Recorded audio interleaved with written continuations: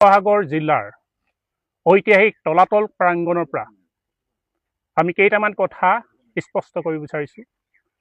12টা সংগঠন আৰু প্ৰায় 13টা বংশাৱলী। আমি যি ঐক্যবদ্ধভাৱে কিবা এটা প্ৰস্তাৱ লৈছোঁ, এই প্ৰস্তাৱকেইটা ইতিমধ্যেই সংবাদ মাধ্যমৰ আগত পাঠ কৰিছোঁ। আমি কেইটামান কথা বাৰে বাৰে কৈ আছোঁ বিগত সময়ত, আৰু আজিও সেই কথাকেইটা পুনৰবাৰ আমি উনুকিয়াব বিচাৰিছোঁ যে প্ৰতিশ্ৰুতি, মিথ্যাচাৰ আৰু প্ৰতাৰণা কিমান দিনলৈ?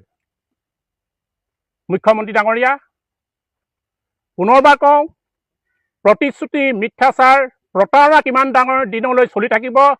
হিমন্ত বিশ্ব শৰ্মাই আমাক জনাব লাগে। এনেকেই জনগোষ্ঠীটোক বাৰে বাৰে প্ৰতাৰণা কৰিব নে তেওঁ কিবা সিদ্ধান্ত দিব পাৰিব? তেওঁৱে নিজকে কয় যে মই সৰ্বশক্তিমান।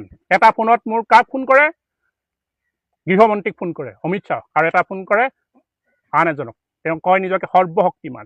এই সৰ্বশক্তিমান জনে ডাবুল ইঞ্জিন চৰকাৰ দিছপুৰতো আছে, দিল্লীতো আছে। কিয় আজি এই আহোম জনগোষ্ঠীক জনজাতিকৰণ দিব পৰা নাই?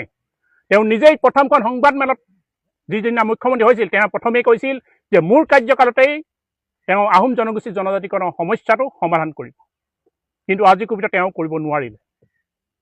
আমি পুনৰবাৰ কওঁ, জনগোষ্ঠীৰ ৰাইজ, লক্ষ লক্ষ জনগোষ্ঠীৰ ৰাইজ আজি কিন্তু ক্ষোভিত হৈ আছে, আৰু এই ক্ষোভৰ উদ্গীৰণ হ'বলৈ বেছি দিন নাই।